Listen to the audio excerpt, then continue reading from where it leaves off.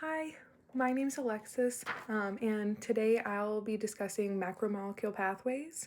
And today, for my lipid hormone, I did choose cortisol, and for my protein hormone, I chose growth hormone, and for my intracellular protein, I chose actin. So first, I wanted to start with the cortisol. So here I have a breakdown and a flow chart.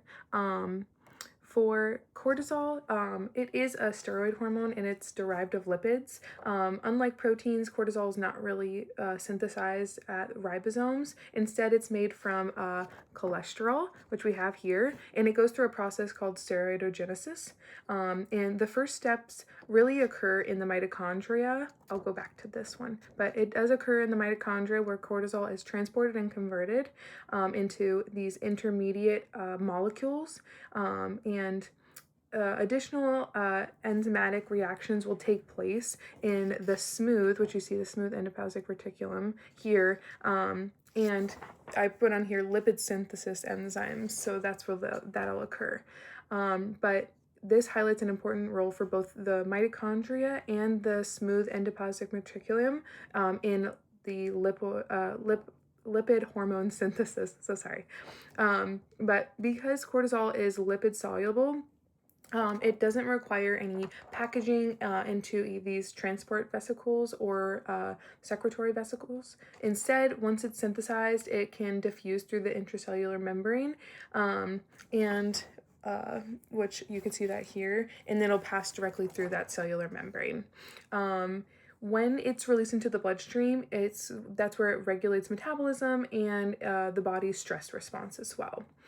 And then next, we have, for our exported protein, we have growth hormone. And this follows a different pathway because it is a protein that must be secreted. So its production occurs first in the nucleus, where DNA is transcribed into mRNA. The mRNA exits through the nucleus and binds to a ribosome, which then attaches to the rough endoplasmic reticulum. As the ribosome synthesizes the polypeptide, the growing protein will enter through the rough endoplasmic reticulum, where it begins folding and undergoing those initial modifications. From the rough endoplasmic reticulum, it goes to transport vesicles that carry growth hormone to the Golgi apparatus. In the Golgi, the protein is further modified, is sorted, it's packaged into these secretory vesicles, and these secretory vesicles then move towards the cell membrane. So once that vesicle will fuse to the membrane, it fuses with the cell membrane, the growth hormone is released outside by exocytosis, which you have down here, and the entire pathway ensures that the protein is properly folded, processed, and then secreted in a very controlled way. So lastly,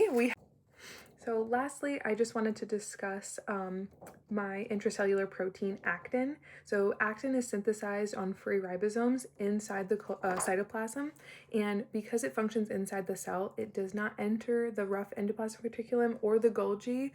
Instead, once it's synthesized, actin folds into a functional form and it polymerizes into actin filaments called microfilaments. So these microfilaments become the cytoskeleton, which help maintain cellular shape, intracellular transport, and allow the cell to move. So those are my three. So in summary, cortisol is synthesized in the mitochondria and then the smooth endoplasmic reticulum, and then it diffuses through the cell membrane. And then growth hormone is synthesized the ribosomes on the rough endoplasmic reticulum, and it moves through the Golgi apparatus into those vesicles before it's released by exocytosis. And then lastly, for actin, it's synthesized on those free ribosomes, and then it remains in the cytoplasm where it assembles into the cytoskeleton. I appreciate you watching my video. Thank you.